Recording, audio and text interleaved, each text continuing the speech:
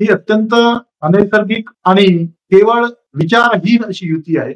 अशा प्रकारच्या युतीचं समर्थन कोणत्याही प्रकारे ना वैचारिक स्तरावर किंवा सत्तेसाठीचं राजकारण म्हणून आपण डावपेचात्मक स्तरावर जरी पाहिलं तरी ही युती जी आहे ही युती समर्थनीय ठरू शकत नाही असं मला वाटतं. ओके. कारण पण त्यांनी हे सांग हां.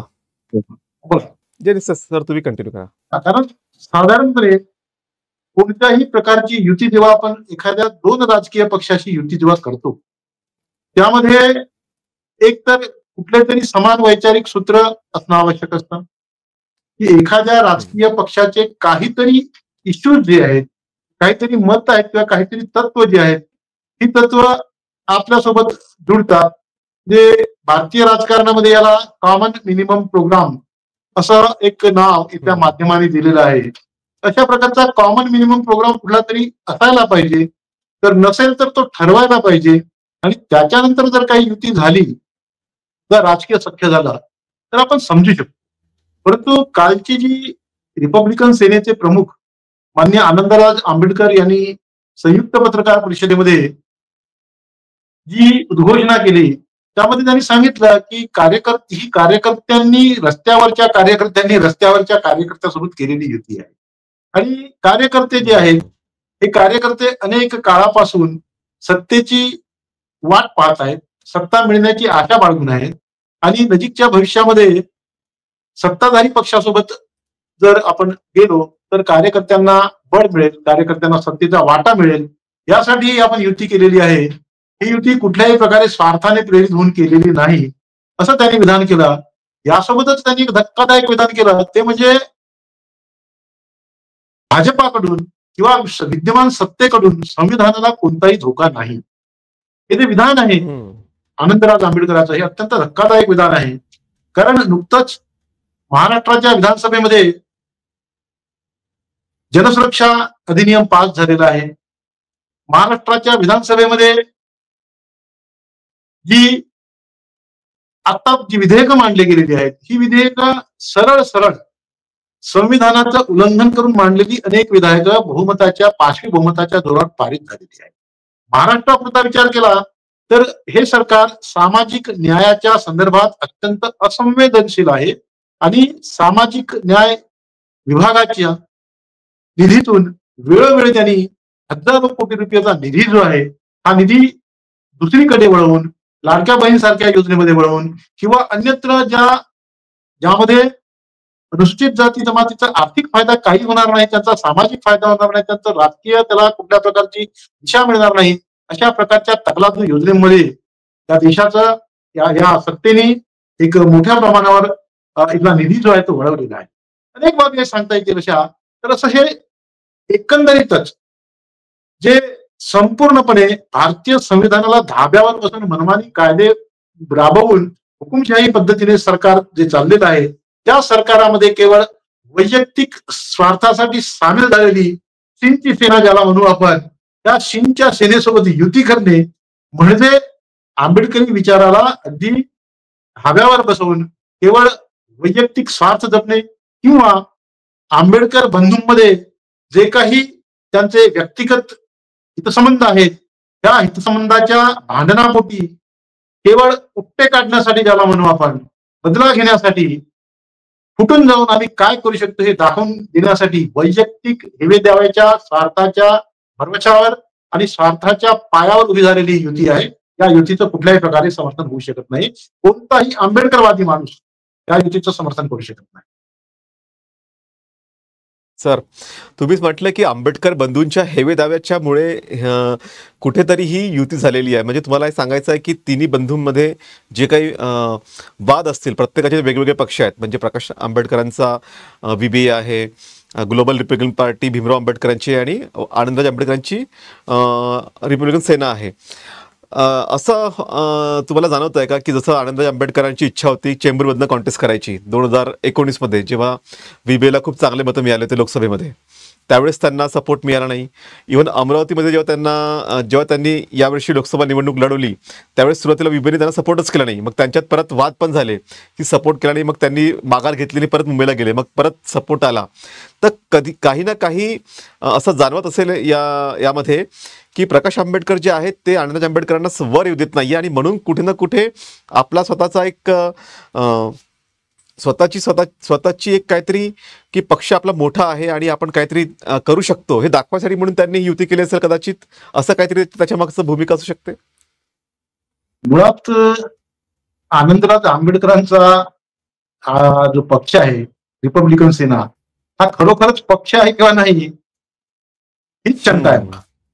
राजकीय दृष्ट्या Yes. महाराष्ट्राच्या राजकारणामध्ये जर पाहिलं तर माननीय आनंदराज आंबेडकर हे अमरावती मतदारसंघातून लोकसभा मतदारसंघातून उभे राहिले होते. त्यांना केवळ त्या निवडणुकीमध्ये 18,793 मतं मिळाली आणि समथिंग एकंदरीत 28,000 18,793 मतं मागच्या लोकसभा निवडणुकीमध्ये त्यांना मिळाली आणि एकंदरीतच राजकारणाचा विचार केला तर महाराष्ट्रामध्ये रिपब्लिकन सेनेचं कुठल्याही प्रकारचं संघटन शाखा किंवा काहीच अस्तित्व असं जाणवत नाही.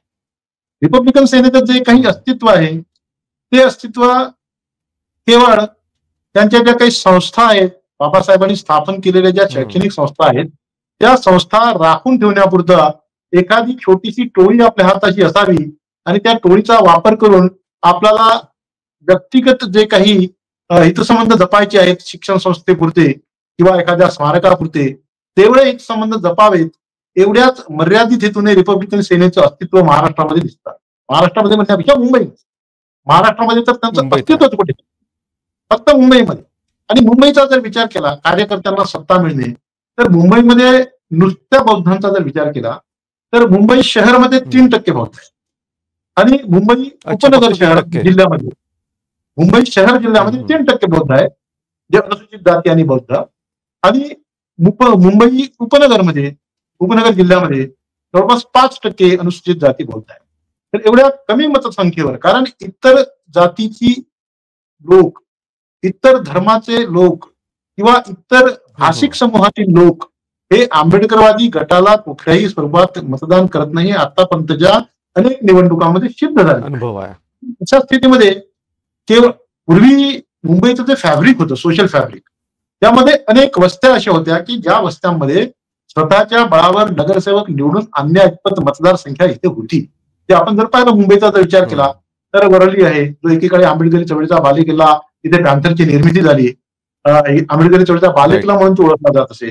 रिलायन्स रोड आहे, भायखळा लावलेन आहे किंवा विक्रोळी आहे, घाटकोपर रमाबाई नगर आहे, कामराज नगर आहे, त्याचप्रमाणे चेंबूरचा पीएल लोखंडे मार्ग आहे, गोरेगावचा मोतीलाल नगर, अशा अनेक भागांमध्ये बौद्ध मतदारांचं अनुसूचित जातीच्या मतदाराचं कॉन्सन्ट्रेशन होतं. पण आज काय झालंय की मोठ्या प्रमाणावर रिडेव्हलपमेंट होत असल्यामुळे या ठिकाणावर जो समूहाने राहणारा एकगठ्ठा बौद्ध मतदार जो होता, अनुसूचित जातीचा मतदार जो होता तो विखुरला गेलेला आहे आणि विखुरून जाऊन त्यांचा कुठेही प्रभाव पाडू शकेल इतपत प्राबल्य राहिलेलं नाही. आणि या स्थितीमध्ये केवळ शिंच्या सेनेसोबत युती केल्यामुळे कार्यकर्त्यांना बळ मिळेल ही जी भाषा आहे किंवा हे जे वक्तव्य आहे त्या वक्तव्याकडे मी एक लोणकडी थाप म्हणून पाहतो. त्याला वास्तुस्थितीचा कुठलाही आधार नाही, सांख्यिकीचा कुठला आधार नाही आणि जे ज्याला व्यवहार्य राजकारणाचा कुठलाही आधार नाही. त्यामुळे नुसती थाप आहे. केवळ आपण जे काही आपल्या ज्याला म्हणून आपण की शैक्षणिक संस्थेमधील पद वाचवण्यासाठी जी काही धडपड करतो आहे त्या धडपडीला सत्तेचा आधार मिळावा यासाठी जी केलेली युती आहे त्या युतीचं कुठल्या तरी आधारावर समर्थन करता यावं म्हणून कार्यकर्त्यांच्या आग्रहाखातर कार्यकर्त्यांना सत्ता मिळावी म्हणून आपण युती केली आहे. हे लंगड समर्थन आहे, त्याला कुठल्याही प्रकारे वस्तुस्थितीचा आधार नाही असं मला तरी वाटतं. सर पण ऑलरेडी तिथे रामदास आठवले सत्तेमध्ये आहे केंद्रामध्ये, ते गेल्या 3 टर्म पासून केंद्रीय सामाजिक न्याय राज्यमंत्री आहेत आणि दोघांमध्ये प्रचंड वाद आहेत आनंदराज आंबेडकर आणि रामदास आठवले यांच्यामध्ये आणि तुम्ही मुंबईतच राहता तुम्हाला माहिती आहे. तर मग अशा समयी सत्तेत जरी हे गेले त्यांना काय मिळेल, फार फार तर MLC करतील आहे, फार फार तर किंवा सपोर्ट सिस्टम मिळेल थोडीफार. तर हा वाद कसा मिटेल त्याच्यामध्ये, कारण PES संघटनेवरून जो वाद सुरू आहे PES मधल्या, तर हा वाद सत्ता कशी मिटवेल यांच्या दोघांमधला?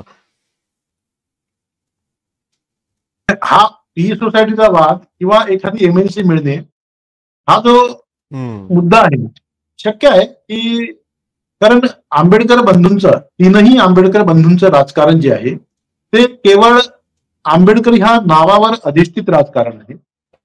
या राजकारणामुळे होऊ शकतं की या युतीमुळे कदाचित आनंदराज आंबेडकरांना व्यक्तिगत फायदा मिळू शकेल, त्यांना एखादी एमएलसी मिळू शकेल. पुढच्या काळात कदाचित होऊ शकतं की येत्या 6 महिन्यामध्ये किंवा वर्षभराच्या काळामध्ये रामदास आठवले यांची राज्यसभेवरील खासदारकी संपुष्टात येते आहे एप्रिल 2026 मध्ये, हा आणि त्यांना पुन्हा राज्यसभेवर पाठवण्याची शक्यता कदाचित मला दिसत नाही. अशा वेळी केंद्रातील सरकार आंबेडकर या नावाचा भावनिक वापर करण्यासाठी, की आंबेडकरांच्या वंशजांना आम्ही राज्यसभेवर उमेदवारी दिली आहे, अशा प्रकारचा भावनात्मक एक इश्यू उभा करण्यासाठी, मुद्दा उभा करण्यासाठी या युतीचा वापर करू शकतील, ती नाकारता येत नाही. या युतीमुळे जर विचार केला तर माननीय प्रकाश आंबेडकरांनी या युतीवर अत्यंत म्हणजे कठोर शब्दात टीका केलेली आहे. आणि ही टीका जी आहे, ही टीका केवळ आणि केवळ त्यांच्या वैयक्तिक हेवेदाव्यातून उद्भवलेली आहे.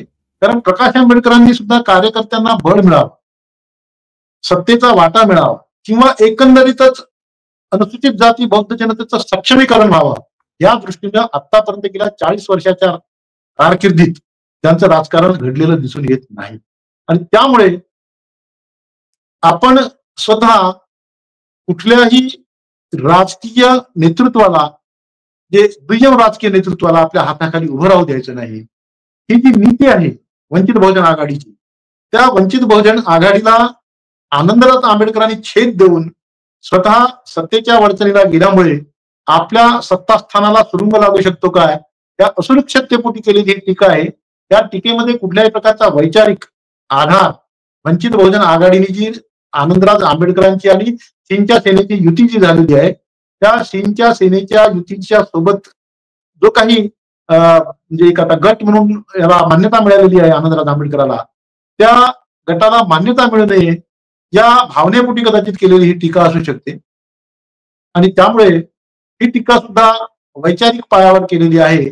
आणि आंबेडकरी जनतेचं, आंबेडकरी राजकारणाचं नुकसान होते आहे म्हणून त्यांनी तिकडे जाऊ नये या भावनेतून ही टीका केलेली, अशा प्रकारची टीका मलाही दिसत नाही. हा, तुम्ही फार मोठा नेम साधला आहे प्रकाश आंबेडकरांच्या राजकारणावरती, तो तुम्ही नेहमी साधत असता.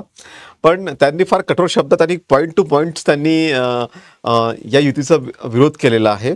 पण तरीसुद्धा तुम्हाला का असं वाटत आहे की प्रकाश आंबेडकरांनी इतका कठोर विरोध त्यांच्या प्रवक्त्यामार्फत केलेला आहे, त्यांची मीटिंग सुद्धा झालेली आहे, तर असं असताना सुद्धा ती सिरियसनेस तुम्हाला का जाणवते त्यांच्यातली? सिरियसनेस यासाठी वाटत नाही की म्हणजे त्यांच्या कौटुंबिक वादात आपल्याला पडायचं ना, आपण राजकीय दृष्टिकोनातून याचं विश्लेषण करू. येस येस की आंबेडकरी जनतेचं राजकारण जर उभं करायचं असेल तर सर्वात मोठं कॉन्सन्ट्रेशन जे द्यायला पाहिजे, साधारणपणे पूर्व विदर्भामध्ये जवळपास 18 मतदारसंघ असे आहेत की जिथे 15 ते 20% जवळपास, 15 ते 25% जवळपास बौद्धांचं मतदान आहे. आणि मराठवाड्यामध्ये साधारणपणे 35 मतदारसंघ असे आहेत की ज्यामध्ये जवळपास फक्त बौद्धांचं मतदान जे आहे ते 15 ते 25% आसपास आहे. पश्चिम महाराष्ट्रामध्ये जवळपास 17 मतदारसंघ असे आहेत की ज्याच्यामध्ये बौद्धांचं मतदान एक 15 ते 25% आसपास आहे. आणि आंबेडकर बंधू या अत्यंत महत्वाच्या असलेल्या मराठवाडा आणि विदर्भ, पूर्व विदर्भ, पश्चिम विदर्भामध्ये त्यांचं थोडं बहुत अस्तित्व दिसतं अकोला जिल्ह्यापुरतं.